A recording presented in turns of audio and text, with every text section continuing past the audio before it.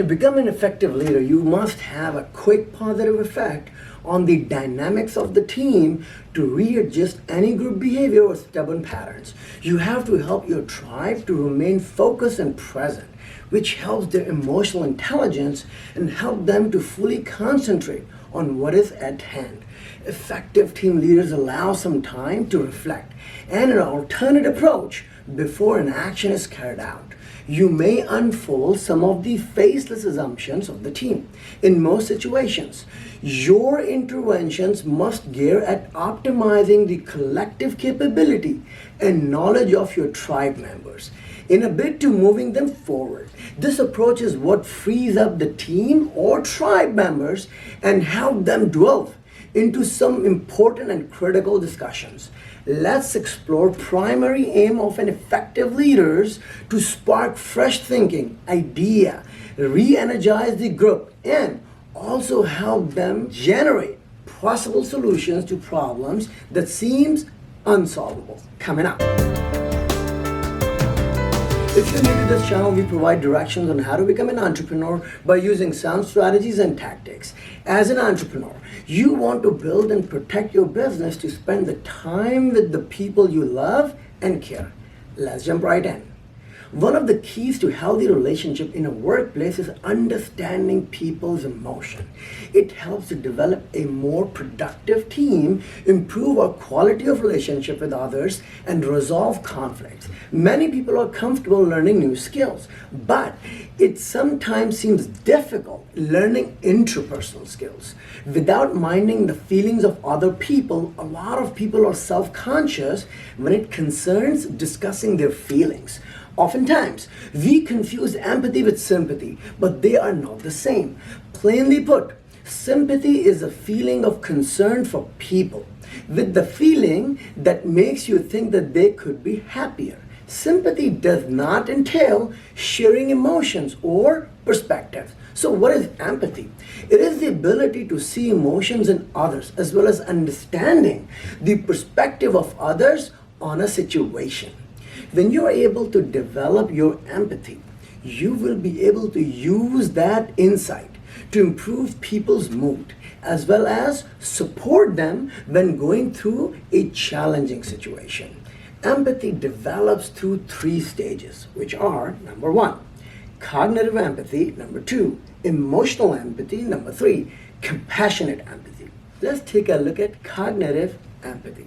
It can be used by a salesperson to measure the feelings or mood of a customer, helping them to know what to use in communicating with the team. Cognitive empathy is also useful for managers to understand how their team member is feeling, making them adjust their leadership style or what leadership style to use. Cognitive empathy is the ability to understand what is going through the mind of the others or what they are feeling. It doesn't involve any emotional engagement by the observer. Most times, cognitive empathy involves emotional, intellectual, and rational ability. It goes without saying that it is sometimes used for negative purposes.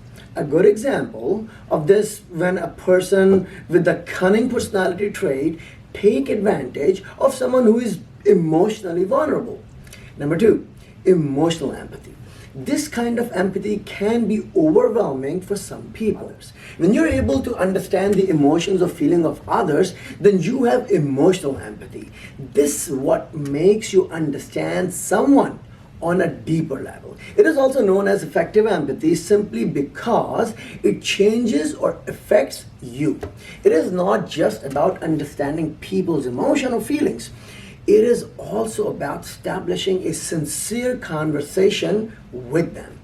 By taking some breaks, you can prevent this emotional burnout.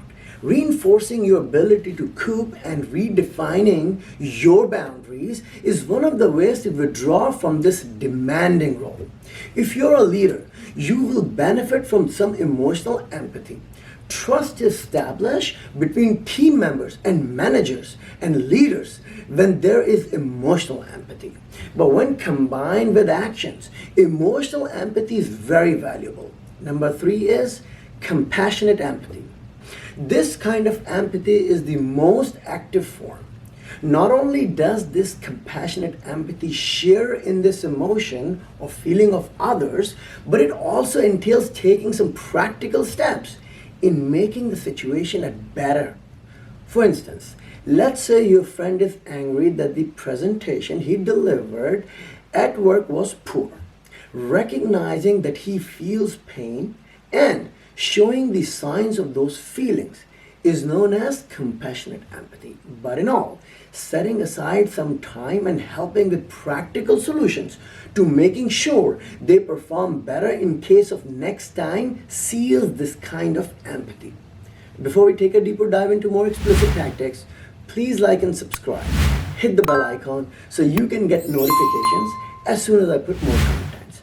When you subscribe to my channel, you will gain insights into why success depends on our ability to build and inspire so you can take action towards achieving your goals by getting best-in-class contents and training experiences.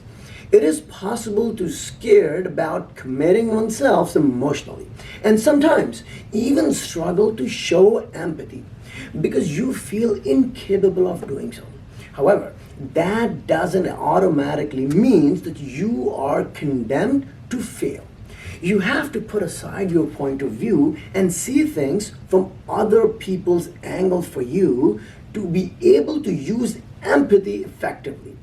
This enables you to see behaviors that come across as unreasonable, stubborn, or over-emotional as just a reaction that is based on the initial knowledge of a person and their experience. You will have to practice these techniques often for you to become used to them.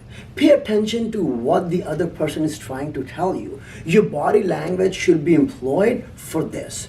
You use your instinct, eyes, ears to understand what the other person is communicating.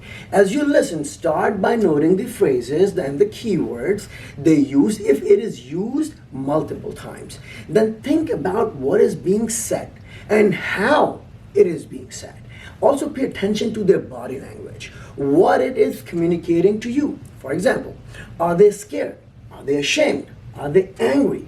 Note all these before giving your response.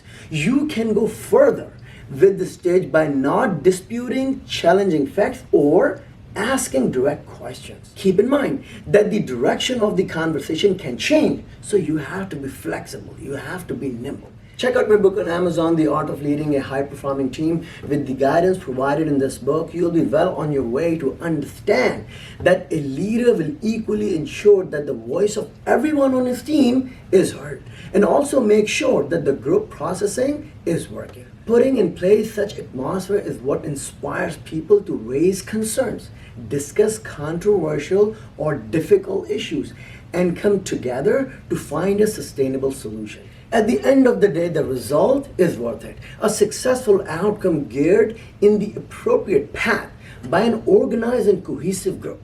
Down below in comment section, share your thoughts on which tactic you like the most. How do you see yourself advancing your ambition and business to make name for yourself? Thank you for listening, and I'll bring you more quality contents next week. Thank you.